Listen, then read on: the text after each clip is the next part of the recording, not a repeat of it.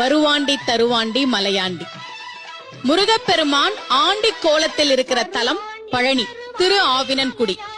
அவன் ஆண்டி கோலத்துலதான் இருக்கானே தவிர ஆண்டியா இல்ல. அவங்க அப்பா குபேரனுக்கே நிதி கொடுத்தவர். மாமனாரு பெருமாள், மாமியாரு மகாலட்சுமி தாயார். ஆண்டியாக இருக்க வேண்டிய அவசியம் அவனுக்கு இல்லை. ஆண்டி கோலத்துல இருக்கிறான். அந்த கோலத்தில் தன்னை வந்து வணங்குகிற பக்தர்களுக்கு ராஜபோக வாழ்க்கையை தரக்கூடியவன் தான் பழனி மலையில இருக்கக்கூடிய முருகப்பெருமான்.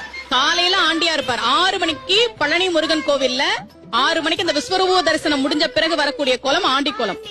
சாயந்தரம் ராஜ அலங்காரத்துல காட்சி தருவார். என்ன தெரியுமா?